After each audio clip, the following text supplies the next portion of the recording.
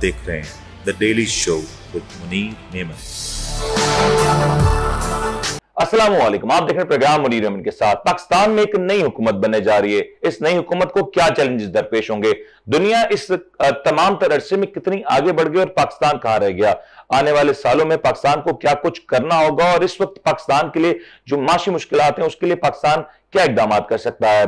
पाकिस्तान अगर अपने प्लान्स को चॉकआउट करे तो 2025, 2030, 2035 और 2050 ये ऐसे माइलस्टोन्स हैं जिसके लिए पाकिस्तान को तैयार होना होगा। इसी वजह से आज प्रोग्राम में गुफ्तगू करेंगे, मुख्तलिफ जावियों से कोशिश करेंगे कि पाकिस्तान के आने वाले महाजों के ऊपर गुफ्तगू की जा सके। हमारे साथ प्रोग्राम में ज्वाइन करिए परीश चौधरी साहिबा, जो कि रिसर्चर हैं और फ्यूचरिस्टिक अप्रोच के साथ मामलात को बड़ी बारीक नजर से देखती हैं। साथ में हमारा ज्वाइन करें जनाब उमर ज़हीर मीर साहब, जो कि इकोनॉमिस्ट हैं और माशी सूरत हाल को पॉलिटिकल लेंस से बहुत बखूबी तौर पर देखते हैं। परीश, जरा आपसे शुरुआत करते हैं गुफ्तगू का। पाकिस्तान 2024 में कहां खड़ा है और ग्लोबली जो कुछ हो रहा है हम कितना कुछ मिस कर चुके हैं इस चंद अरसे में? Thank you so much. अभी तक what has recently happened elections के लिहाज से तो it is quite a dicey situation for the country's global standing in any context whatsoever. और वो इस लिहाज से भी इम्पॉर्टेंट है कि सिर्फ पाकिस्तान में नहीं इलेक्शंस हैं, more than 4 billion people are going to be electing their new governments in place this year alone. तो 60 से ज़्यादा इलेक्शंस होना दुनिया में आई थिंक ये पहली दफ़ा है काफ़ी अरसे के बाद। तो उसको अगर आप उस कॉन्टेक्स्ट में देखें कि बाकी मुल्कों को भी अपनी पड़ी हुई है, तो लिहाजा पाकिस्तान इतना कोई यूनिक नहीं है। उनके भी वही इकोनॉमिक चैलेंजेस हैं, वही सिक्योरिटी चैलेंज है। कॉन्टेक्स्ट फर्क हो सकते हैं लेकिन चैलेंजेस बनिस्बत उतने ही उसी लिहाज से हैं। जिस तरीके से दुनिया अपने आप को अभी इस साल जो देखना चाह रही है वो 3-4 ऐसे फैक्टर्स हैं जिसके थ्रू वो उस लेंस में अपने आप को, एक तो दुनिया the world is being split into the ageing society and the younger society. Yes. तो जो यंगर डेमोग्राफिक्स हैं ग्लोबल साउथ में वो प्री मच डिटर्मिन कर रहे हैं कि किस तरीके से वोटिंग के थ्रू डिसीजन आउटकम्स हुए किसी भी मुल्क में। और जो ओल्डर जनरेशन है उनका थोड़ा बहुत एक बहुत ही प्रोटेक्शनिस्ट व्यू होता है on their own economies, on their own challenges.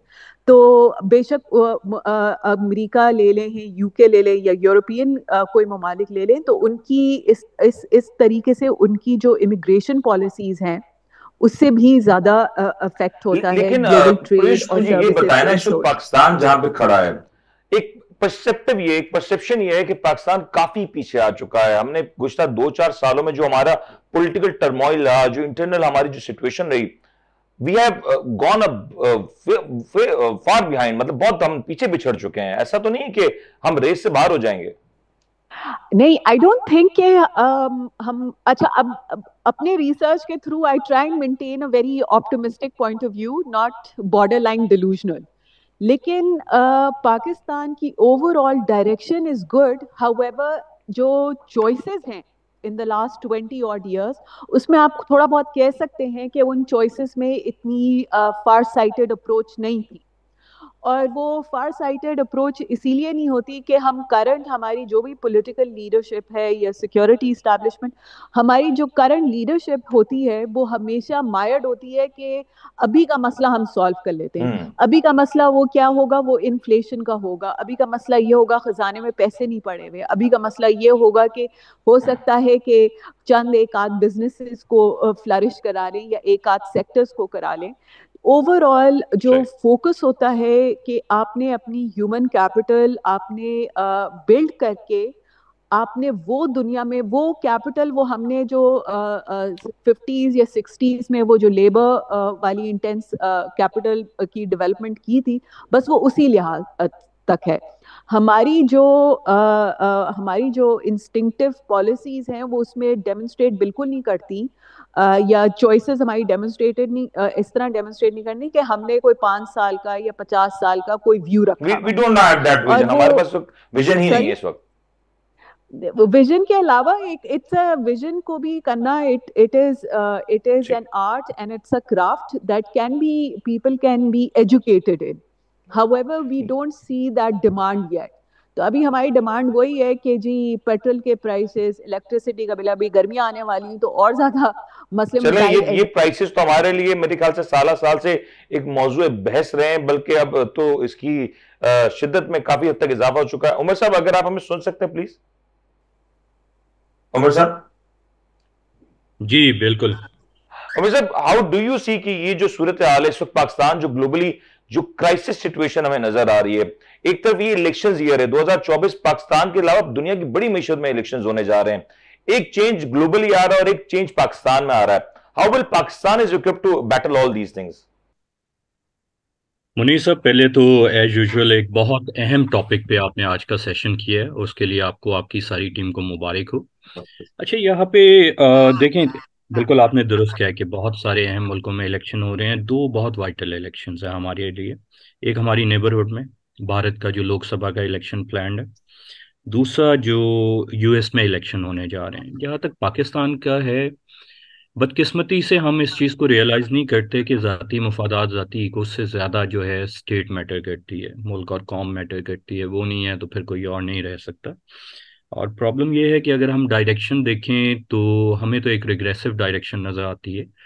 Let's be honest, लोगों से सच बोलना चाहिए, बिल्कुल होप देनी चाहिए, लेकिन जहाँ पे फैक्चुअल चीज़ें आपके सामने ब्लैक एंड वाइट में मौजूद है उनकी बात करनी चाहिए.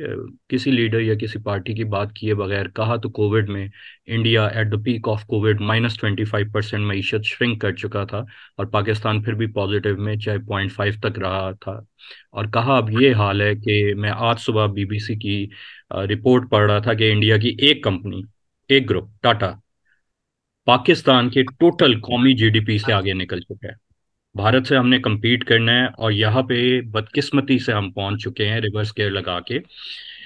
इंडियन मीडिया के मुताबिक जो टाटा ग्रुप है उसकी मार्केट कैपिटलाइजेशन फरवरी 2024 इस महीने में $365 बिलियन रही है, यूएस डॉलर. जबकि रिसेंटली आईएमएफ ने पाकिस्तान की जीडीपी का जो एस्टिमेट लगाया है वो $341 बिलियन है. यानी कि इंडिया के सिर्फ एक ग्रुप से $24 बिलियन पाकिस्तान का कौमी जीडीपी है. सही. इंडिया, हमारे मसाइल एक ही थे, एक साथ आज़ादी हुई, बल्कि वहाँ पे कुछ ज़्यादा ही मसाइल हैं, बहुत सारी कौमें हैं, ज़ुबानें हैं, लसानियत है. फिर कहाँ पे गलत गए?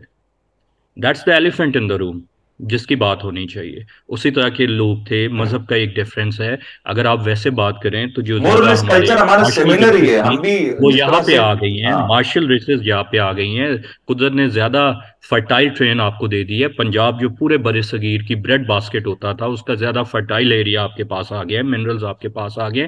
फिर प्रॉब्लम कहाँ पे हुई है वो सोचने की जरूरत है. ह्यूमन डेवलपमेंट, ह्यूमन रिसोर्स में डेवलपमेंट, एजुकेशन में इन्वेस्टमेंट, और सबसे अहम लोगों की विल और डेमोक्रेसी को पनपने एक देना. कंसिस्टेंट बजाय सिस्टम ये रहता है इंडिया समझना में, कि एक बड़ी ड्राइंग वजह रूम रहती में है. बैठे हुए, मैं सिर्फ मुकम्मल कर लूँ, ड्राइंग जी. रूम में बैठे हुए चंद लोग अकले कुल हैं जो पूरी कौम की अक्लो फहम से ज्यादा फरासत रखते हैं. याद रखें, हम तो मुसलमान हैं, हमें तो ये भी बताया गया है अगर हम सोशल साइंसेज या किसी और चीज में यकीन ना करना चाहें और किसी का मजहबी रुझान हो, तो हमें तो ये भी बताया गया है, कमी पेशी माफ करे अल्लाह ताला, कि जो उम्मत का इजमा है, जो अक्सरियत है, वो किसी गलत बात पे मुत्तफिक नहीं होगी. तो let the will of the people go further, ताकि मुल्क को आगे लेके चलें. ये तजुर्बे हम बार बार 1958 से करके मुल्क को इस नहज पे पहुंचा चुके हैं. खुदारा मुल्क के हाल पे रहम करें. उमर साहब, राइटली आपने पॉइंट आउट किया कि विल ऑफ द पीपल यकीनी तौर पे प्रिवेल होना चाहिए. मुझे एक चीज बता दें, इलेक्शंस किसी मुल्क में होता है बेहतर मुस्तकबिल के लिए, एक स्टेबिलिटी के लिए, एक फ्रेश फेस के लिए, एक फ्रेश एनर्जी के लिए. इस वक्त जो पाकिस्तान में इलेक्शंस हुए, एक नई गवर्नमेंट है, डेफिनेटली चैलेंजेस उनके पास हैं, मोर और लेस वही चेहरे होंगे जो पिछले 16 माह में हुए थे. डू यू सी कि अब 16 माह से बेहतर परफॉर्मेंस तवक्को की जा सकती है? देखिए, उम्मीद तो हमेशा मुस्बत की रखनी चाहिए, लेकिन मुनीर साहब, एनालिसिस करते हैं हमें प्रैग्मेटिक होना पड़ता है और उसके लिए 3-4 चीज़ें ही आपके पास होती है. एक होता है कि आप बेंचमार्क कर लेते हैं माजी के ऊपर, जो आपने खुद का वही छेड़े हैं और हम देख चुके हैं पहले उन्होंने क्या काम किए और क्या अचीवमेंट की. दूसरी चीज़ ये है कि किसी भी मईशत के बेहतरी के लिए या किसी कौम के आगे बढ़ने के लिए सबसे अहम चीज़ मटीरियल रिसोर्सेज नहीं होती, उम्मीद और कॉन्फिडेंस होता है. सही. जब लोगों की उम्मीद खत्म हो जाए, जब इन्वेस्टर का कॉन्फिडेंस तबाह हो जाए, आप जो मर्जी कर लें उस चीज को आप दोबारा अपने पैरों पे बट ये जो गवर्नमेंट बन रही है इससे नहीं इन्वेस्टर का कॉन्फिडेंस नहीं बढ़ेगा। कहीं ना कहीं ये दो बड़ी पॉलिटिकल पार्टीज हैं, माजी में राइवल्स रही हैं, आज एक साथ खड़ी हैं। एक पार्लियामेंट में आपको किसी ना किसी फोरम पे इकट्ठे ही नजर आएंगे कि एक सदर एक जमात का होगा, प्राइम मिनिस्टर एक जमात का होगा। तो ये सिचुएशन तो विन विन सिचुएशन है। और ये बहस इस वक्त तकरीबन दम तोड़ती नजर आ रही है कि ये सिस्टम कंटिन्यू करेगा या नहीं करेगा, क्योंकि ऑब्वियस रीजन से ये सिस्टम कंटिन्यू कर सकता है। बदकिस्मती से मैं थोड़ा सा इस पे डिफर करूंगा। आई थिंक थोड़ा सा डिफरेंट पर्सपेक्टिव से आपको देखने की जरूरत है। प्रॉब्लम ये है, the elephant in the room, election commission को जो कॉन्स्टिट्यूशनल 14 दिनों के अंदर इलेक्शन के रिजल्ट अनाउंस करने थे, वो कल डेट एक्सपायर हो गई है। और अभी तक फॉर्म 45 तो छोड़ें, 47 भी इलेक्शन कमीशन अपनी वेबसाइट पे नहीं डाल सका। अगर हम कानून की बात करें, प्रॉपर कानून की इम्प्लीमेंटेशन हो, जो बदकिस्मती से हमारे मुल्क में नहीं होती, तो आज के दिन में ये इलेक्शन ही इनवैलिडेट हो चुका हुआ है। ठीक है, अभी हम दूसरी कोई बात नहीं कह रहे। अब ये दुनिया भर में लोग बेवकूफ नहीं है, आंखें बंद नहीं रखते। जब कोई आपसे निगोशिएट कर रहा है, आपसे डील कर रहा है, वो ये देख के कर रहा है आप कहाँ पे खड़े हैं। इन्वेस्टर की अगर आप बात कर रहे हैं, उसके पास दुनिया में 180 मुल्कों की ऑप्शन है। जिस मुल्क में पिछले 2.5 साल से शदीद पॉलिटिकल डिस्टेबलाइजेशन है, अभी भी एक हाईली चलें अगर हम रिग ना करें, हम इग्नोर कर दें जो फैक्ट है, तो भी अलेजली हाईली रिग इलेक्शन है, हाईली डिविजिव नेशन है, जो हालात हैं वो नजर आ रहे हैं। तो उस इन्वेस्टर को क्या पागलपन का दौरा पड़ा है कि वो यहाँ पे आएगा? ये बड़ा इंपॉर्टेंट पॉइंट है। मुहिब्बे वतन हो तो वो एक एक्सेप्शन है, बिजनेस के लिहाज से कोई नहीं करेगा। ये डेफिनेटली अगर वो पाकिस्तान में करना भी चाहते हैं तो वो वेट करेंगे जब तक चीजें सेटल हो। अब ये तो ओपनली बात हो रही है कि टेम्परेरी सेटअप है, 1.5-2-2.5 साल में एक जो मजबूरी की शादी हुई है वो कितनी देर चलेगी, स्टेबलाइजेशन नहीं आएगी। फिर दूसरी बात यह है कि इससे आगे की आप बात देखें कि आपके पास कोई इकोनॉमिक प्लान मौजूद है? कोई प्लान मौजूद नहीं है। पिछले 16 माह 300 यूनिट बिजली के फ्री होने जा रहे हैं, आपको मुबारकबाद इस बात के लिए। किस बात के लिए सर? 300 यूनिट बिजली के फ्री होने जा रहे हैं। मेरे ख्याल से आप दोनों तो सूबे में हैं जहां पे 300 यूनिट फ्री हो ही जाएंगे। अच्छा जी, ये मैंने पिछले 16 माह में भी सुना था। फिर उसके बाद 300 यूनिट वाले लोग अक्सर रोते हुए मदद तलब करने आ रहे होते थे। अल्लाह करे इस दफा ये हो जाए, यही हो जाए, कुछ तो आवाम को कहीं से रिलीफ मिले।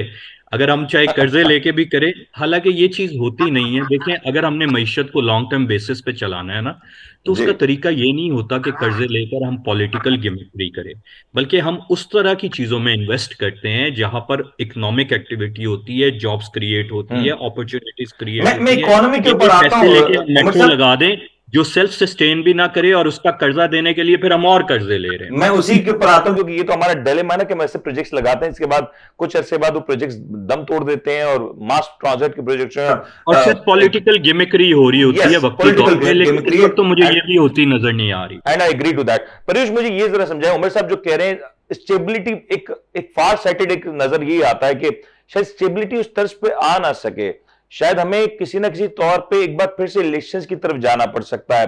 ये एक ऐसी गवर्नमेंट हो जो कि इंतहाई फ्रेजाइल हो।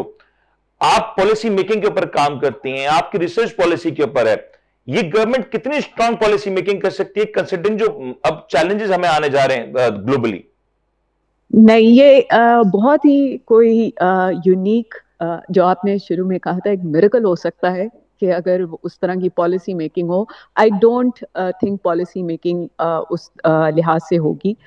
कर्जों पे मुल्क नहीं चला करते।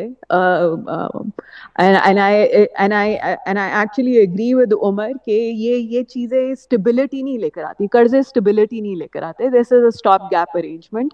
उसे आप 300 यूनिट फी वो आप यूनिट वो कर दें, बिजली वो कर दें, लेकिन it is not a long term thinking. That for that long term thinking you need a very strong government in place.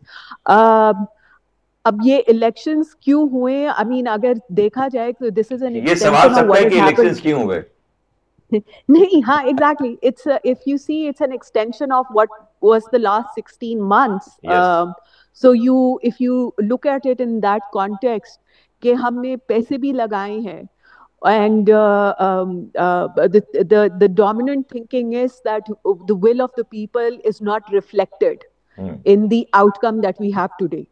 So what but was it's the point nothing of new the ना, election? Pakistan में तो more or less elections ऐसे ही होते हैं। Will of the people, ठीक है, we call ourselves democratic, but We all know what is happening at the back. No, I agree and I understand all of that. But जब हम इस सोच को लेते हैं ना कि जो चीज होती जा रही है, तो then it's fine. I mean, अगले 1 साल में, 6 महीने बाद या 2 साल में दोबारा इलेक्शन हो, it's fine. फिर it is going to be the same thinking. It is unless if we would have decided back in 2018 या 2013 कि जी इस thinking को change करना है. अब उसके लिए जो आपको political leadership उसके लिए चाहिए, you need to have a leadership that is how would I frame it in a manner which is more nicer कि जी you cannot have a leadership with a very ill intent focus. ये बात बिल्कुल ठीक है, लेकिन मुझे इससे एक चीज प्लीज इलैबोरेट करते हैं. आज दुनिया, हम सऊदी अरेबिया की मिसाल ले लेते हैं, दुनिया की बड़ी मुल्कों की मिसाल ले लेते हैं, उन मुल्कों की मिसाल लेते हैं जो एक वक्त में बहुत बड़े नहीं थे, बट आज they are giants in economy, in tourism और एनीथिंग. उन्होंने प्लान किया था because they had the leadership, they had the vision and they had the people support. Pakistan में इस वक्त हम अगर डे टू डे अफेयर्स को ही रन करेंगे और हम ये प्लान करें कि शायद अगले साल, 1.5 साल या 2-2.5 साल के अंदर हमने किसी तरह पे सर्वाइवल ही करना है, तो फिर हम ग्रोथ को भूल जाएं, हम ये डिस्कार्ड कर दें कि ग्लोबली हम किसी से कंपेटिटिवनेस एक्सपेक्ट कर सकते हैं. नहीं, कंपेटिटिवनेस तो बहुत ही अब ये तो बहुत ही दीवाने का ख्वाब हो गया मेरा, sorry I take my words back. मतलब एक इस तरह की कॉन्वर्सेशन हो गई कि चलें अगर आप कंसिस्टेंटली 5 साल हर हुकूमत को दे देते तो परहैप्स हो सकता था कि कंपेटिटिवनेस के ऊपर आप डिस्कशन कर सकें, आप उसके पिलर्स की रिफाइनमेंट के ऊपर कर सकें, आप जेंडर गैप के एनालिसिस के ऊपर वो इंडिकेटर्स आप रिफ्लेक्ट कर सकें. अनफॉर्चुनेटली वो the degree of stability that is required and the mindset and the capability as a combination which is required. Till date we have not been able to acquire those things for what bizarre reasons does not make sense. आप ईरान को अपने ही neighbour में अभी मैंने जो mention किया, आप India को देख लें, ईरान को देख लें, या फिर आप सऊदी अरेबिया को देख लें, अफगानिस्तान को भी देख सकते हैं, मैटर आप अफगानिस्तान, मतलब कि you see that उन मुल्कों में, उन मुआशरों में ये शऊर है कि हमने अपनी अवाम की बेहतरी के लिए कुछ करना है, और फिर उसके साथ जो कंसिस्टेंसी चाहिए थी वो एटीट्यूड में, you have seen that develop over the past decades, and then as a result कि हम इस कॉन्वर्सेशन पे बैठे हुए हैं तो हम उन्हीं की बात कर रहे हैं. यही चीज उमर साहब में, यही सवाल आपके पास है. वो इकबाल का एक शेर था ना कि बर्फ गिरती है तो महज मुसलमानों पे, शायद इकबाल को याद कर देना चाहिए था कि बर्फ गिरती है तो महज पाकिस्तान के मुसलमानों पे या फलस्तीन के मुसलमानों पे, क्योंकि आप देखिए शायद दीगर मुस्लिम ममालिक का हाल इतना बुरा नहीं है. मैं यहाँ किसी को ये नहीं कह रहा कि एक पैसिमिस्ट अप्रोच ले लें, आप नेगेटिव हो जाएं. There are so many challenges, और शायद हम किसी की तरफ हम कंपीट तो करना छोड़े, हम शायद किसी के ऊपर अभी तक कदम भी नहीं बढ़ा पाए. देखिए मुनीर साहब, मैं समझता हूँ हम अपनी हिस्ट्री को ना 3 मेजर हिस्सों में डाइसेक्ट कर सकते हैं अंडरस्टैंड करने के लिए. वैसे तो you can go much further away. सबसे पहला था तहरीक पाकिस्तान और immediate Pakistan coming into being. Immense sacrifice, immense passion, focus, everyone doing their job. जो हमारे बड़े हैं वो सुनाते हैं कि जी ऑफिस की पेपर पेन्स नहीं, केकर के कांटे जो हैं वो लगाए जाते थे, बैठने की जगह नहीं थी, लोग दरख्तों के नीचे बैठ के करते थे. एक जज्बा था, अपना पैसा सब कुछ मुल्क के लिए लगा रहे हैं कि एक कौम बनानी है, एक मुल्क बनना है. क्राइसिस है. इकोनॉमिस्ट ने और 2-3 जरीदों ने उस वक्त छापा था कि पाकिस्तान के पास 6 महीने हैं. सरदार पटेल ने कहा था हमने ये प्लान एक्सेप्ट इसीलिए किया है कि एक टूटा फूटा पाकिस्तान दे रहे हैं जो इकोनॉमिकली वाइबल नहीं, 6 महीने में हमारे पैरों में आके गिरेगा. अच्छा, उस जज्बे से कौम बना ली, मुल्क भी बचा लिया. बदकिस्मती से कायदे आज़म को ज़्यादा वक्त नहीं मिल सका. मेरी अपनी फैमिली में 3 तहरीक पाकिस्तान गोल्ड मेडलिस्ट है, तो ये चीज़ें हमने बड़ी तफसील से जानते भी हैं, सुनी भी है. उसके बाद जी बदकिस्मती से दूसरा फेज शुरू हुआ जिसमें लियाकत अली खान भी शहीद हो गए, कायदे आज़म की फौरी वफात हो गई और 1958 में हमने पहला मार्शल लगा दिया. ठीक है. और उसके बाद हमें ये पता लगा कि हम तो जी दुनिया में अक्ले कुल हैं. एक हमारे पास अपना तरीका है रन करने का कि एक शख्स आए वो पूरी रियासत को रन कर सकता है और उसको किसी और की ज़रूरत नहीं. और उसका नतीजा हमने बदकिस्मती से 1971 में कल्मिनेट होते देख लिया. yes. अब यहाँ पे कौम जो है दोबारा उठी एक जज्बा इंतकाम था, गुस्सा था, कुर्बानियों का था, उसको चैनल किया गया। हमारे पास डॉक्टर अब्दुल कदीर खान जैसे नाबगा रोजगार भी आए। खैर वो किसी और वक्त उस पर प्रोग्राम करेंगे। बहुत ज्यादा उनके बारे में हिस्ट्री को मैनिपुलेट किया गया है, और हमें रिसर्च की आदत नहीं है। हम इंडियंस की उठाई हुई हिस्ट्री को हिस्ट्री समझ लेते हैं। एनीवे, पाकिस्तान एक लुटा-पुटा पाकिस्तान, जिसके पास इवन मईशत भी तबाह हो चुकी थी, वो दोबारा अपने पैरों पे खड़ा हुआ। उसने एटमी प्रोग्राम सक्सेसफुली रन किया। कुछ कुदरत ने भी मदद की और एटम बम बनाने में कामयाब हुआ। लेकिन बदकिस्मती से इस दौरान दोबारा हम एक और मार्शल लॉ को फेस कर चुके हुए थे। यस। आप इकोनॉमिक स्टैट्स उठा के देखिए, 1990 में पाकिस्तान की पर कैपिटा इनकम इंडिया से बहुत आगे थी। मजाक उड़ाया करते थे पाकिस्तानी इंडियंस का। इंडियंस मीनवाइल काम करते रहे, अपने इदारों को बनाते रहे, स्लो एंड स्टेडी आगे चलते रहे। मनमोहन सिंह 90 में वो आया, इकोनॉमिक रिफॉर्म्स उसने की, इंडिया की इकोनॉमी को उसने कमर्शलाइज किया, दुनिया के लिए ओपन अप किया। अब रिवर्स गियर लगना शुरू हुआ, तीसरा फेज। 30 साल के अरसे में इंडिया दुनिया की बड़ी पावर्स में जा बैठा है इकोनॉमिकली। अभी मैंने बताया, मेरे तो दिल में बहुत तकलीफ हुई ये रिपोर्ट पढ़ के। इतनी कुर्बानियों से हमने पाकिस्तान बनाया है, इतना पोटेंशियल है हमारे पास, और आज ये वक्त देखने को मिल रहा है कि पूरे पाकिस्तान की जीडीपी से इंडिया का एक कमर्शियल ग्रुप आगे निकल गया। यस। ठीक है, और ये कोई 70 साल में नहीं हुआ, ये पिछले 30 साल की कार्रवाई है। अब भी वक्त है कि अगर हम इन चीजों को समझ लें, अपनी सिमत दुरुस्त कर लें, ये सारी चीजें सही हो सकती हैं। लेकिन हर उमर साहब, इदारे ये को अपने समझना, इदारे में ये रहना सब दुरुस्त पड़ेगा। करना बिल्कुल सही कह रहे हैं, मैं इसको डिनाई भी नहीं करता। मुझे एक चीज बता दें, बहुत रिलेट किया जा रहा है इस वक्त पाकिस्तान की इकोनॉमिक कंडीशंस को, आपका मौजूदगी का फायदा उठाना चाह रहा हूं मैं। यूएस इलेक्शंस होने जा रहे हैं, पाकिस्तान आईएमएफ के दर पे एक बार फिर से खड़ा हो जाएगा। एक पॉलिटिकल पार्टी कहती है हम आईएमएफ को एक लेटर लिखेंगे, एक दीगर पॉलिटिकल पार्टीज कहती हैं we are going to IMF for the support and all that. हो गया क्या? एक तरफ इतना बड़ा चेंज आ रहा है, ग्लोबल चेंज आ रहा है, इंडिया में चेंज आ रहा है, दूसरी तरफ हमारी वही रिवायत कि हम आईएमएफ के पास जाएंगे, फिर आईएमएफ अपने टर्म्स डिक्टेट कराएगा, फिर वही लोग आएंगे, फिर वही फेसेस, और उसी तर्ज पे हमने जो पहले ब्लंडर्स किए थे वही कुछ होगा। बहुत अच्छा आपका सवाल है। इसके दो हिस्से हैं, एक वो सियासी एस्पेक्ट है, एक इकोनॉमिक एस्पेक्ट है। इकोनॉमिक एस्पेक्ट पे पहले बात कर लें। देखिए, there is no free lunch in this world. IMF का मतलब है कि आप अमेरिका के दर पे जा रहे हैं। अब दुनिया में ग्लोबल रीसेट हो रहा है, ठीक है। दो कैंप्स बड़े क्लियरली हो रहे हैं। एक कैंप सब एशिया राइजिंग के नारे लगा के चाइना रशिया आगे आ रहे हैं। दूसरी तरफ है अमेरिका लेड, जो अपनी हेजमनी और अपनी एम्पायर को स्टिल सेव करने की कोशिश कर रहे हैं। इसमें कोई हिडन राय नहीं है, ना कोई हिडन चीज है। अब जब आप वहां जा रहे हैं तो आप प्रैक्टिकली अमेरिकन कैंप से रिक्वेस्ट कर रहे हैं मदद के लिए। अब जब आप वहां पे मदद के लिए रिक्वेस्ट कर रहे हैं तो उसमें दो प्रॉब्लम आती है। एक, उनके जो स्ट्रेटेजिक इंटरेस्ट हैं वो पाकिस्तान के नेशनल इंटरेस्ट से अलाइन नहीं है। उनका स्ट्रेटेजिक इंटरेस्ट ये है कि इंडिया इस रीजन का थानेदार बने, पाकिस्तान शट अप करें, खुदा ना खास्ता कट टू साइज हो, या ये ना भी हो तो इंडिया के पैर पकड़ के एक छोटा सा बाजगुजार का रोल ले ले। अगर तो ये रोल करना है तो फिर तो ठीक है, इस पे किया जा सकता है। और अगर ये नहीं करना, अपने नेशनल इंटरेस्ट में करना है, तो फिर आपको वे आउट सोचना पड़ेगा। $6 बिलियन की जी आवाजें लग रही है कि आईएमएफ के पास हमने अब जो प्लान के लिए जाना है जी। वो $6 बिलियन का प्रोग्राम है। मेरा उस पर सवाल ये है कि पिछली दफा जो हम गए थे 1.5 और $3 बिलियन के लिए, तब तो किसी पार्टी ने आईएमएफ को खत नहीं लिखा था ना, फिर भी आपकी नाक की लकीरें निकलवा दी थी ना आईएमएफ ने। जी। तो अब तो उससे कई बुरे हालात हैं। आईएमएफ को खत लिखना, ये आप किसी बिल्ली के बच्चे को भी दीवार से लगाएं, उसके पास जो एवेन्यू है वो करेगा। लेकिन ये एक मेरा ख्याल है प्रोपोगेंडा है कि किसी एक पार्टी के खत से आईएमएफ के कोई डिसीजन पे फर्क पड़ना है। हाँ, सर्टेनली उनको वेटेज मिलती है, लेकिन वैसे भी एम्बेसीज यहाँ पे मौजूद है, वो सारी रिपोर्ट दे रही होती हैं। इतनी पॉलिटिकल डिस्टेबलाइजेशन है, ये डिवाइड है, उन्हें कोई खत लिखने की जरूरत नहीं होती। और at the end of the day, जब आपसे अमेरिका ने वो चीजें मनवा लेनी है जो उसको चाहिए, आप उस रोल पे एग्री हो जाएंगे, तो आपको मुकम्मल नहीं, किस्तों में इसी तरह रुला रुला के भीख के तौर पे थोड़ा थोड़ा पैसा मिलता रहेगा, कि ना आपका पेट बिल्कुल खाली हो और आप बैंकक्रप्ट हो जाएं, लेकिन ना इतना हो कि आप कोई रिफॉर्म करके स्टेबलाइज हो सकें। ये इसका तरीका नहीं है।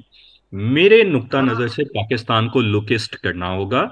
हमारे सारे स्ट्रेटेजिक इंटरेस्ट, सवाए अफराद के, चंद अफराद के जिनकी प्रॉपर्टीज और इंटरेस्ट वेस्ट में है, हमारे अब सारे इंटरेस्ट ईस्ट में लाई करते हैं। एक ही आर्ग्यूमेंट बचती है कि हमारे क्योंकि ट्रेड लिंक्स वेस्ट में हैं, उस आर्ग्यूमेंट को भी हमने आपके प्रोग्राम में बहुत डिटेल से डेसिफर किया गया हुआ है कि हमारे जीडीपी का कितना % हमारी एक्सपोर्ट बनती है और हमारा कितना ट्रेड डेफिसिट है, और एक्चुअल हमारे जीडीपी में वो कितना आके प्ले करता है। तो अगर हम अपने पैरों पे खड़ा होना चाहते हैं तो अफराद के इंटरेस्ट की बजाय लुकिस्ट की पॉलिसी करें, तो शायद हम IMF के चंगल से भी निकल। यही पॉइंट मैं परेश चाहूंगा, आप प्लीज इसके ऊपर ऐड ऑन करें कि इस वक्त जो पाकिस्तान की एक बात होती है कि हम एक कैंप में हैं या हम दूसरे कैंप में हैं, ये इस वक्त जो पाकिस्तान की ओवरऑल सिचुएशन की एक बड़ी वजह कि हम एक कैंप में पूरी तरीके से नहीं है। Is it going to haunt Pakistan in the near future और इन द लॉन्गर टर्म कि पाकिस्तान अपनी फॉरेन पॉलिसी को लेकर थोड़ा क्लियर नहीं है, पाकिस्तान अपने इंटरनल रिक्वायरमेंट्स को लेकर ज्यादा क्लियर नहीं है? वो जो हम शुरू में बात कर रहे थे ना, वो जो लॉन्ग टर्म थिंकिंग या प्लानिंग की जरूरत है डोमेस्टिक लेवल पे, वो अभी तो है ही नहीं। अभी तो बिल्कुल ही शॉर्ट रेंज आउटकम्स की तरफ हम जा रहे हैं, and West seems to be the perfect ally for this, because otherwise लोग कहेंगे कि जी आप अपना बताएं कि आपके अगर आपको कोई लोन देता है या कोई इन्वेस्टमेंट करता है तो वो कहता है कि मुझे अगले 10 साल की प्रोजेक्शन शो करें जी। और जब आप अगले 10 साल की प्रोजेक्शन शो करेंगे तो फिर आपको शो करनी पड़ेगी कि जी आपके पास वो कैपेबिलिटी है वो आउटकम्स अचीव करने के लिए। अगर हम फॉर इंस्टेंस अगर हम लुक ईस्ट की तरफ थोड़ा सा ध्यान भी कर लें तो CPEC was a great opportunity for a country like us. We didn't design or develop anything. It was a ready-made design that was given to us. All we had to do. But we have personal agendas over it, ना? मसला तो ये भी था। वो मतलब personal agendas आप ये तो फिर आपकी अकाउंटेबिलिटी फेलियर है, और अभी आने वाले कुछ महीनों में मजीद आपकी अकाउंटेबिलिटी क्वेश्चनेबल हो जाएगी। तो अकाउंटेबिलिटी एंड पब्लिक ट्रस्ट तो बराए नाम है, वो आपकी इलेक्शन कमीशन, जुडिशरी हो जाए या पॉलिटिकल सिस्टम हो जाए। तो जब ये दो मेजर फैक्टर्स आपकी डोमेस्टिक अफेयर्स में रिफ्लेक्ट ही नहीं करेंगे तो यही होगा कि आपका थोड़ा बहुत पेट भरा रहे, आपको उतने ही पैसे दे दिए जाएंगे, बिकॉज आपकी जो इंक्लिनेशन है वो है ही नहीं to develop a long term outlook for the country, because the level of the aptitude required for such a thing requires a lot more nuanced approach. You cannot have these knee-jerk reactions every 6 to 8 months. You need to have a very strong leadership that can deliver you the kind of projects or the development dividends that the country really needs. The young are being massively unemployed. And वो हमारा जो है वो focus ही उस तरीके बात के लिहाज से तो है, लेकिन जब आपकी economy, local economy, industry strong ही नहीं है तो कैसे आप कॉम्पनसेट करेंगे अपने लोकल टैलेंट को? तो you see there is a very glaring, there's a stark difference. But do you see is there a near around कोई अपॉर्चुनिटी है कि हम ये अपॉर्चुनिटीज क्रिएट कर सके अपनी यूथ के लिए, अपनी यंगर जनरेशन के लिए, जिससे हम वोट तो बड़े दिल से मांगते हैं बट उसको देने के लिए कुछ नहीं हमारे पास? नहीं, अब आप देखें, एक ने यूथ स्कीम कर ली, दूसरे ने अपने नाम से वो पर्चा छाप लिया, उसमें कर्टेल्स आ गए। जो कंसिस्टेंसी आपको चाहिए एंड उमर साहब बेहतर आपको इस बारे में बताएंगे कि data plays a very valuable role, and if you are unable to collect some level of semblance in the data over different political projects that you deliver, तो वो इसी तरह के छोटे मोटे प्रोजेक्ट्स लगाते रहे डेवलपमेंट। मतलब हुकूमत का काम अगर एक NGO लेवल का है जी, तो अब आप हुकूमत स्टेट लेवल थिंकिंग तो आप नहीं डिमांड कर सकते ना। ये पॉइंट आपका इंपॉर्टेंट है। मुझे ब्रेक लेने का कहा जा रहा है, ब्रेक के बाद जब लौटेंगे तो क्विकली कुछ चीजों को समराइज करेंगे कि जो चैलेंजेस है आप इससे निकलने के लिए क्या करना होगा, व्हाट आर द एरिया जिसके ऊपर हमें जल्द से जल्द काम करना होगा। ब्रेक लेते हैं, ब्रेक का हाजिर होता है।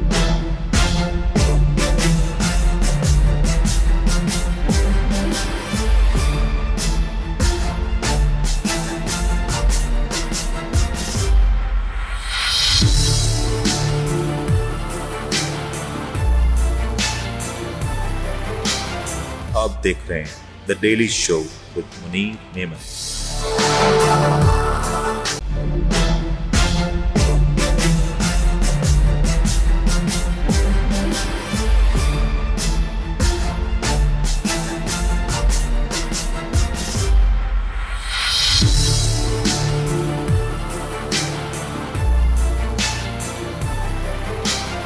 आप देख रहे हैं the Daily Show with Munir Memon. Programme में आपको एक बार फिर से खुशामदीद कहते हैं। हमने पाकिस्तान की प्रॉब्लम्स को आइडेंटिफाई किया, कोशिश की जानने की कि आगे पाकिस्तान को क्या चैलेंज है, उन चैलेंजेस की हमने डिटेल में गुफ्तगू भी की। लेकिन अब जरा बात करते हैं कि अब करना क्या होगा। अगली हुकूमत चाहे जिसकी भी हो, पाकिस्तान की हुकूमत है, उसको क्या इकदाम करने होंगे ताकि पाकिस्तानियों को किसी तौर पर रिलीफ मिल सके। इस वक्त पाकिस्तान का एक लैंडस्केप अगर देखें, जो सूरत है एक आम आदमी से जुड़ी हुई है। पेट्रोल महंगा, बिजली महंगी, गैस महंगी और मजीद महंगी। आपकी इस वक्त खाने पीने की सारी अशिया महंगी होती जा रही हैं। और पाकिस्तान में एक और डिलेमा यह है कि जब हम फेस्टिवल्स की तरफ बढ़ते हैं तो ये चीजें अननेचुरल तरीके से इसमें मजीद इजाफा हो जाता है। रमजान आ रहा है, लोग परेशान हैं। पाकिस्तान की, इस तरह से उमर साहब ने प्रोग्राम की इब्तिदाया में कहा कि पर कैपिटा इनकम लोएस्ट होती जा रही है हर गुजरते दिन के साथ। तो अब करना क्या होगा? उमर साहब, आपसे जरा शुरू करते हैं कि इस वक्त मेजर चैलेंज पाकिस्तान का क्या है। कुछ ये भी बातें हैं कि पाकिस्तान को इस साल में मेजर पेमेंट्स करनी है। कुछ लोगों का पॉइंट ऑफ व्यू है कि ये एक रूटीन मैटर है, इसमें कोई घबराहट की बात नहीं है, हम कर लेंगे आसानी से, डेफर भी करा लेंगे, सब कुछ कर लेंगे और मईशत को भी संभाल लेंगे। Is it that easy or you think there is a lot which needs to be discussed? I think there is definitely a lot that needs to be discussed. Anybody saying that is simply either plain stupid या लोगों को बेवकूफ बना रहे हैं। ठीक है, अगर कोई ऐसा कह रहा है, ऐसा नहीं है। You are staring down the barrel of a gun, जो इस वक्त आपके हालात हैं। देखिए हमारे पास क्या है, हमारे पास सिर्फ सिक्योरिटी ऑपरेटर्स है सेल करने के लिए, और हम उन्हीं स्ट्रेटेजिक रिलेशंस को यूज करके I didn't want to use the term but unfortunately आप कह सकते हैं गन फॉर हायर का रोल अदा कर रहे हैं और उसके बदले हमें पैसे मिल रहे हैं। हमारा सबसे बड़ा मेजर चैलेंज जो है वो हमारी इकोनॉमी है, और देयर बाय उसके लिए सबसे अहम चीज है हमारी स्टेबिलिटी। इकोनॉमी ग्रो नहीं कर सकती मुल्क में स्टेबिलिटी के बगैर, जिसके बगैर इन्वेस्टर कॉन्फिडेंस इंड्यूस नहीं हो सकता। So that's the major challenge. अब उसको करने का तरीका क्या है वो मैं आपको बता देता हूँ। होगा या नहीं वो एक बिल्कुल अलग चीज है। करने का तरीका ये है कि सबसे पहले एक आप अकाउंटेबिलिटी का सिस्टम लेके आए। ठीक है, एक नेशनल रिकॉन्सिलिएशन कमीशन बना लें साउथ अफ्रीका की तर्ज पे। जो इलेक्शन हुए हैं उसके फॉर्म 45 आप अपलोड करें, जो लोगों का मैंडेट है वो आप दें। रिकॉन्सिलिएशन कमीशन के मुताबिक आप कहें कि अच्छा जी माजी के जो मसाइल हैं वो हम 10 साल के लिए फ्रीज करते हैं, उसके बाद हम देखेंगे। इस वक्त मुल्क क्राइसिस में है, यहां से हमने आगे लेके चलना है। सारे बड़े इकट्ठे बैठे सर जोड़ के, जिसका जो राइट है will be a national government. अगर आप फॉर्म 45 पीपल की विल के मुताबिक कर देते हैं तो वो ओवरवेलमिंग मेजॉरिटी है, सबको पता है, कोई हिडन नहीं है। और वो पाकिस्तान के मसाइल का हल इसलिए होगा क्योंकि जब आपके पास एक मेजॉरिटी गवर्नमेंट है जो किसी एलआई से ब्लैकमेल नहीं होगी, किसी इंटरेस्ट ग्रुप के लिए उसको कानून साजी नहीं करनी पड़ेगी, किसी की इंपोर्ट को डिनाई करने पे वजीर खजाना नहीं बदल जाएगा, ट्रेडर्स का टैक्स एक प्रोटेस्ट पे जमात के छोड़ने के खतरे पे खत्म नहीं करना पड़ेगा, तो वो सख्त फैसले और रिफॉर्म्स भी कर सकेगी जो इस तरह की टूटी फूटी अलाइड गवर्नमेंट प्राइवेटाइजेशन भी तरीके से हो सकेगी क्योंकि उसको आवाम का एतमाद हासिल होगा। उस एतमाद की वजह से वो उन चीजों को ज्यादा बेहतर अंदाज में कर सकेगी, और ये जो स्टेबिलिटी मुल्क में लेके आएगी उससे हमारी एफर्ट्स के नतीजे में फॉरेन इन्वेस्टमेंट एफडीआई भी अट्रैक्ट होगी, फॉरेन रेमिटेंस मुल्क के अंदर जो एक्सपेक्ट पाकिस्तानियों की है वो भी इंक्रीज होगी, जिससे हम अपने डिफेंस को भी बेहतर अंदाज में देख सकेंगे। अगर हम ये चीज नहीं करते तो हम किस तरह करेंगे? इससे भीख मांगेंगे, उसके पैर पकड़ेंगे, वक्ती तौर पे देंगे, कुछ हमें कॉम्प्रोमाइज करना पड़ेगा। मैं उस तरफ आता हूं, लेकिन मुझे बताएं इस वक्त पाकिस्तान की प्राइवेटाइजेशन की हवाले से बहुत बात की जा रही है। इस बार एक केयरटेकर सेटअप रहा, उसमें भी एक प्राइवेटाइजेशन का मैटर डिस्कस हुआ। इस वक्त भी प्राइवेटाइजेशन शायद एक अव्वलीन तरजीह, और फिर आपने SIFC की भी अगर हम बात करें तो उसका भी एक की एलिमेंट है प्राइवेटाइजेशन का।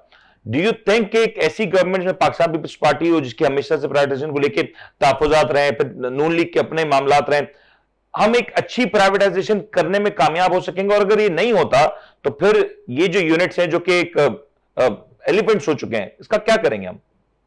Absolutely not. देखें, एक तो प्राइवेटाइजेशन अगर आपने करनी भी हो ना, कता नजर इससे कि किसकी करनी चाहिए और क्या करनी भी चाहिए या नहीं, तो उसका बेस्ट टाइम ये होता है जब आप उसको एक अच्छी हालत में रखते हैं। आपने अपनी गाड़ी बेचनी है, वो चल रही नहीं, उसका इंजन सीज है, टायर उसके पंक्चर है, बॉडी का उसका हशर है, तो कोई उसको कबाड़ के रेट ही खरीदेगा ना। That would be value, right? Make sense? Yes. अगर आपको प्रॉपरली बेचना है तो आप क्या करेंगे? उसका इंजन ओवरहॉल कराएंगे, उसका पेंट वर्क कराएंगे, टायर उसके नए डलवाएंगे, प्रॉपर हालत में वो होगी, अब उसकी कोई सही वैल्यू लगेगी। Same goes for state assets. अगर आपकी स्टील मिल बंद पड़ी है तो जो खरीदने आएगा वो स्क्रैप के भाव खरीदने आएगा, वो रनिंग तो नहीं खरीदने आ रहा। अगर आपकी पीआईए के सारे रूट्स बंद पड़े हैं और उसके लॉसेस सिग्निफिकेंटली इंक्रीज हो रहे हैं, प्रैक्टिकली वो बैंकरप्ट हो चुकी है, विदाउट गवर्नमेंट गारंटी चल नहीं सकती, तो आने वाला बिजनेसमैन पागल है? Okay, that is very very important area. Scrap value पे खरीदेगा। अब तरीका क्या है? तरीका क्या है? आप पहले डिवाइड करेंगे। कुछ चीजें अहम हैं जो स्टेट करती है, जैसे मवासलात हैं, पीटीसीएल की निष्कारी नहीं होनी चाहिए थी। कुछ चीजें हैं जो स्टेट आउटसोर्स कर सकती है, जैसे अगर आप स्टील मिल करना चाह रहे हैं, फेयर इनफ, लेकिन उसके लिए आपको पहले उसको किसी कंडीशन में लाना पड़ेगा, ये डिसाइड करना पड़ेगा। आप एक पीपी पब्लिक प्राइवेट पार्टनरशिप के स्ट्रक्चर में भी जा सकते हैं, जहां पे इन्वेस्टर आके उसे रन करे, आप ऑनरशिप पार्शियल रिटेन करें, ताकि फ्यूचर के जो फ्रूट्स है वो भी नेशन को एक्रू हो, जिसने इतनी इन्वेस्टमेंट करके वो एसेट बनाए हैं। पहले तो ये जो मजबूरी की शादी है, इसमें आगे चलना नहीं है। दूसरा, आपने राइटली पॉइंट आउट किया, सीरियस डिफरेंसेस है पार्टीज में, लेकिन जहां से पॉलिसी आती है वहां के डंडे के ऊपर चुप कर जाएंगे, जैसे रात 12 बजे प्रेस कॉन्फ्रेंस हो गई। I am being very frank in your programme. और तीसरी चीज, इस सब के बावजूद अगर जाएंगे तो सबसे ज्यादा शोर मचेगा करप्शन और मिस डीलिंग का, और उसमें काफी हद तक फैक्चुअल मेरिट भी होगा, क्योंकि इस सूरत हाल में जिसको आप लेके आ रहे होंगे वो उस सूरत हाल का फायदा उठा रहा होगा। तो पाकिस्तान के बेनिफिट में नहीं होगा इस चीज को ऐसे करने के लिए। और आखिरी चीज मुनीर, अगर आप वक्ती तौर पे कर भी लेते हैं इन सारी चीजों के बावजूद, जो इम्पॉसिबल है, कोई मुआवजा होता है और सारा बड़ा अच्छे तरीके से हो जाता है, और कोई हमें ऐसे पागल बिजनेसमैन मिल जाते हैं जो अपना लॉसेस करके उसको बड़ी हाई वैल्यू पे भी खरीद लेते हैं, तो आपने स्टॉप गैप 1 साल के लिए किया ना, अगले साल क्या बेचेंगे? सही, ठीक है। घर के बटन बेच के नहीं आप घर। सर मैं आपसे, मुझे कुछ और भी पूछना है, क्योंकि ये भी एक बड़ा है कि आपने एक आइडियल सिनेरियो की बात करी, बट अगर आइडियल नहीं होगा तो फिर क्या होगा, इसकी बात करें। लेकिन Paresh, I want you to add on this कि इस वक्त जो हमारी सिचुएशन है, इसको अगर हम देखें तो व्हाट डू यू फोरसी, जो उमर साहब कह रहे हैं, is it the way only? इसके अलावा कुछ और किया जा सकता है? पॉलिसी फ्रेमवर्क पे क्या कुछ ऐड किया जा सकता है पाकिस्तान के लिए? अगर जियोपॉलिटिकली देखा जाए तो बहुत कुछ हो रहा है दुनिया में, with Ukraine situation, with Palestine situation, with Russia and European Union का जो अलायंस हो रहा है vis-a-vis energy. So there so many things that are happening कि Pakistan becomes very insignificant in what is happening domestically. Having said that, अगर कोई भी relevance अगर उसकी आप देखें ना, over a period of time आपकी रेलेवेंसी जो है इन ग्लोबल अफेयर्स वो कम होती जा रही है। वो इस वजह से भी होती जा रही है कि जो विथस्टैंड करना होता है प्रेशर, वो फ्रेमवर्क्स ही नहीं है। And Umar rightly pointed out two things that are quite essential in any of the frameworks. One is the accountability factor, and in a country like ours, now more than ever, is the public trust. Without the combination of these two, you cannot. I do not foresee any level of stability in the short run. And जितना आपकी national level या strategic level discourses है, जहाँ उमर कह रहे हैं जहाँ से पॉलिसी आनी वो वहीं से ही डिक्टेशन आनी है। आपकी जो पॉलिटिकल सिस्टम्स हैं या जो इंस्टीट्यूशंस होती हैं वो स्ट्रेंथन नहीं होंगी। So over a period of time, what we've done, and we continue to do it, is we have weakened our institutional capacity at all tiers, whether at a federal level or at a provincial level. So जब वो capacity नहीं है तो आपके policy frameworks जितने भी बनते हैं वो बहुत ही वीकेंड। आप ये कह रही हैं पॉलिसी अगर किसी तौर पर डिजाइन हो ही जाए अल्लाह अल्लाह करके, उसकी इम्प्लीमेंटेशन तकरीबन होना नामुमकिन है। नहीं, वो क्या पॉलिसी आप खुद सोचे ना। अगर आप तो हम अगर थोड़ा सा रिफ्लेक्ट करें, वो क्या पॉलिसी है जो हमें चाहिए। पॉलिसी की जो बेसिक्स हैं, the one that gives you some level of sustenance, वो जो continuation है, वो उसके जो पैरामीटर्स हैं हम वो ही नहीं पूरे कर रहे। जिसमें आपकी political stability is one of the most essential feature, a political mandate that has the a public mandate that has the wisdom behind it. So we're regressing towards in our understanding is that वो frameworks जो हमें चाहिए वो आप foresight चलिए, ये आपने वो बात की जो मैं साथ कर रहे थे। अब मैं आपको इसी के ऊपर सवाल करता हूं और इसके ऊपर प्लीज हम रैप करेंगे। ये जो हमने बात की आइडियल सिनेरियो की थी, मैं तस्वीर कर लेता हूं, इनफैक्ट जो नजर आ रहा है it's writing on the wall कि सिस्टम चलने जा रहा है। We like it or not like it, may we have reservations, may we have opinions, but right now in this frame of mind it's all irrelevant. अगर ये कुछ नहीं होता जो आप लोग दोनों ही कह रहे हैं शायद, तो क्या पाकिस्तान के पास ऑप्शंस क्या रह गए हैं? क्या हम एक उसी तबके को, उसी सैलरीड क्लास को स्क्वीज कर सकते हैं? क्या हम पेट्रोल की प्राइसेस बढ़ा के मुल्क चला सकते हैं? क्या हम गैस की प्राइसेस बढ़ा के मुल्क चला सकते हैं? क्या अपनी करेंसी को मजीद डी वैल्यू करके हम मुल्क चला सकते हैं? ये कुछ कर सकते हैं? पीयूष, पहले आप ऐड करते हैं, देन मैं डिटेल रिस्पॉन्स उमर साहब से ले लूंगा। Very briefly, Munir, history tells us that's what we've been doing. And somewhere we have the capacity now. That's the only capacity we have. So we have the capacity of what we've been doing in the last 75, 76 years. No. It's I'm having a very frank conversation. तो आप जब capacity वही है तो हम deliver भी वही करेंगे। ये करना कि ये हमारी खुद की एक हो सकती होप हो कि यही चीज एक बेहतरी की तरफ लेके जाए, लेकिन फिर वो बेहतरी आप खुद ही मुझे बता दें कि वो बेहतरी फिर किसके लिए होगी। यही सवाल है, किसके लिए होगी? तो मुझे वो बता देना, वो बेहतरी उसके लिए होगी जिसकी जो अनएम्प्लॉयड हो रहे हैं, हर 10 दिन 15 दिन बाद एक फौज निकाली जा रही है कंपनी से, उसकी बेहतरी हो रही है। या आपका इन्फ्लेशन में अगर जो मुल्क से बाहर जा रहे तेजी के साथ, और इनफैक्ट 2-2 महीने से दूसरों की बेहतरी, ओहो यार, वो फिर दूसरों की बेहतरी होगी ना, उनकी जिन मुल्कों की beautiful brains and beautiful people. Umar साहब, जस्ट कंक्लूड दिस थिंग। अब वो बास्केट में कुछ बचा है कि हम पेट्रोल बढ़ा दें, गैस बढ़ा दें, थोड़ी और महंगाई कर दें, थोड़ा और डीवैल्यू कर दें करेंसी को, खुद भी डीवैल्यू हो जाए साथ साथ, कुछ बचा है हमारे पल्ले? What a question. बेचने के लिए कुछ बचा है सरकार? आपके नाज़रीन भी थोड़ा एंजॉय कर ले। It's been a very tough talk, rough talk, तो थोड़ा सा लाइटर मोड सेट करते हैं। एक मुल्क होता है, वहाँ के अवाम बड़े मासूम होते हैं, तो बादशाह बड़ा जुल्म करता है, कभी बोलते नहीं। एक दिन बादशाह के दिल में ख्याल आता है, ये बोलते क्यों नहीं? वो वज़ीर आज़म को बुला के हुक्म देता है कि कुछ ऐसा करो कि ये बोलें।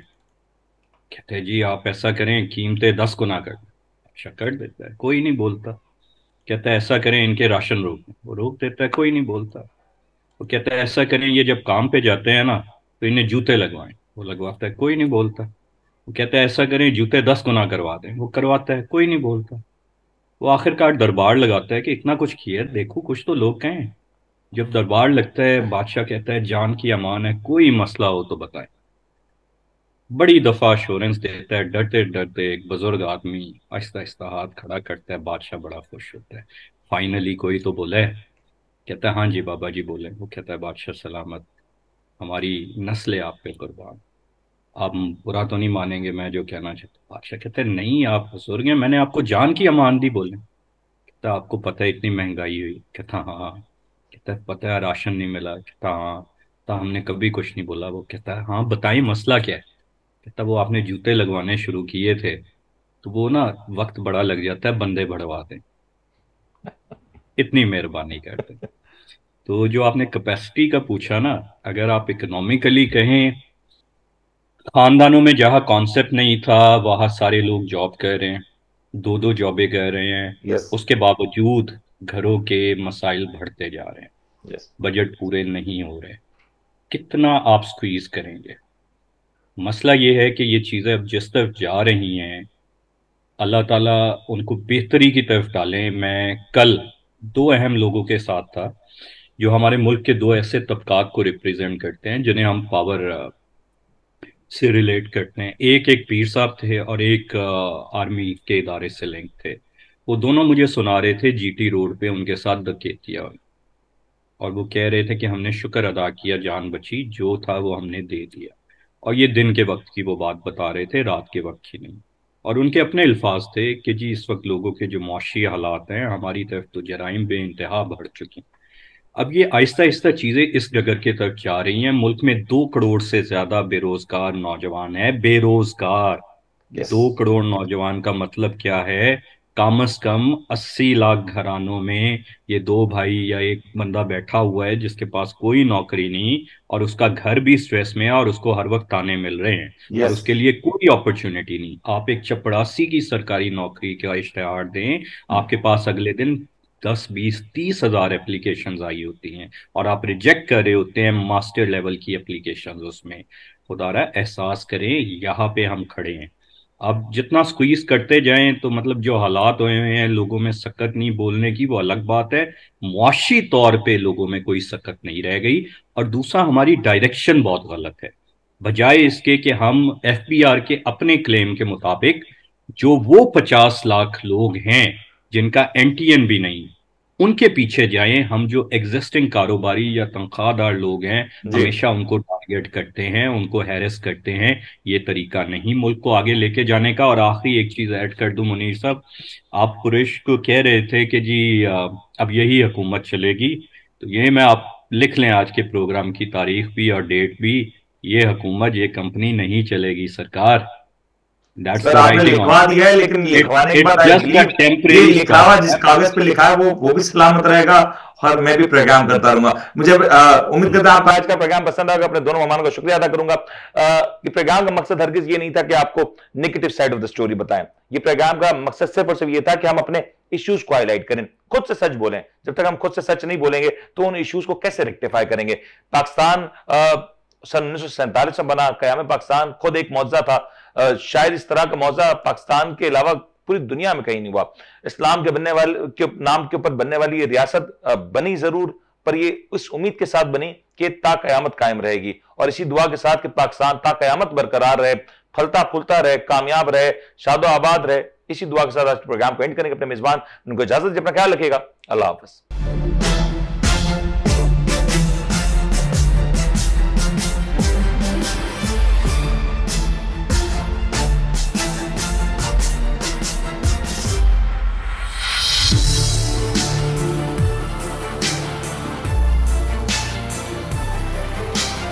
आप देख रहे हैं the Daily Show with Munir नेमत।